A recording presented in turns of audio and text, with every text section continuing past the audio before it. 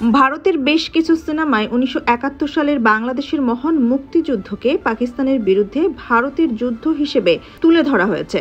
বর্ণনা করা হয়েছে ভারতীয় সেনাবাহিনীর অসাধারণ সাফল্য হিসেবে।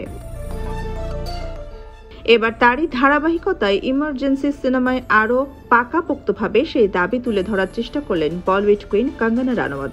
ইমার্জেন্সি সিনেমায় বাংলাদেশ ও শেখ মুজিবকে যেভাবে উপস্থাপনা করা হয়েছে তাতে ব্যাপক সমালোচনার জন্ম দিয়েছে। ১৯৭৫ থেকে ১৯৭৭ সাল পর্যন্ত জরুরি অবস্থা জারি ছিল দেশটিতে। সেই প্রেক্ষাপটে নির্মিত হয়েছে ইমার্জেন্সি। এতে ইন্দিরা গান্ধীর চরিত্রে অভিনয়ের পাশাপাশি সিনেমাটি পরিচালনা করেছেন কঙ্গনা রানাওয়াত। নানা বিতর্কের পর ১৭ জানুয়ারি ভারতে মুক্তি পায় সিনেমাটি, আর মুক্তির পরেও বিতর্ক পিছু ছাড়েনি কঙ্গনার। এমার্জেন্সি সিনেমায় দেখানো হয়েছে কেন জরুরি অবস্থা জারির সিদ্ধান্ত নেন ইন্দিরা গান্ধী। একটি অধ্যায়ে উঠে এসেছে বাংলাদেশের স্বাধীনতা ও শেখ মুজিবুর রহমান প্রসঙ্গ। সিনেমায় বলা হয়েছে, পশ্চিম পাকিস্তানের সেনারা যখন পূর্ব পাকিস্তানের মানুষের উপর হামলা চালাচ্ছিল তখন ভারতে প্রবেশ করেছিল ১ কোটি শরণার্থী। সেই সময় ভারতে আশঙ্কা করা হয়েছিল ধর্মীয় দাঙ্গা সৃষ্টির। সেটা ঠেকাতেই পাকিস্তানের বিরুদ্ধে যুদ্ধ করে বাংলাদেশ উপহার দিয়েছিলেন ইন্দিরা গান্ধী, আর শেখ মুজিবুর রহমান কাজ করেছেন ইন্দিরার চর বা এজেন্ট হয়ে।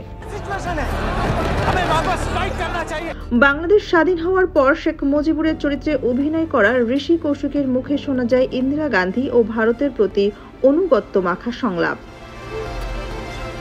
সংলাপটি ছিল অনেকটা এরকম: ভারত মাতা আমাদের জন্মভূমি, বাংলার জন্ম দিয়েছে। আমি শপথ নিচ্ছি, যতদিন এদেশে ব্রহ্মপুত্রে পানি বয়ে যাবে, যতদিন আমরা বাংলা বলবো, ততদিন ভারতের অনুগত্য স্বীকার করব। তোমরা ইন্দিরা গান্ধীর এমন জয়ধ্বনি করো যেন দিল্লি পর্যন্ত শোনা যায়। ঋষির মুখে এই সংলাপ সোশ্যাল মিডিয়ায় ছড়িয়ে পড়তেই সুনামির সৃষ্টি হয়েছে। অনেকেই কঙ্গনাকে উদ্দেশ্য করে মন্তব্য করছেন, আপনি যে রাজনৈতিক দলকেই সমর্থন করেন, এমন মিথ্যা কাহিনী মেনে নেওয়া যায় না। ১৯৭৫ সালের ১৫ই আগস্টে শেখ মুজিবুর রহমানের বাড়িতে হামলা ও তাকে হত্যার যে দৃশ্য দেখানো হয়েছে তার সঙ্গেও প্রকৃত ঘটনার কোনো মিল নেই বলে দর্শকরা বলাবলি করছেন। সোনিয়া খান, খবর সংযোগ।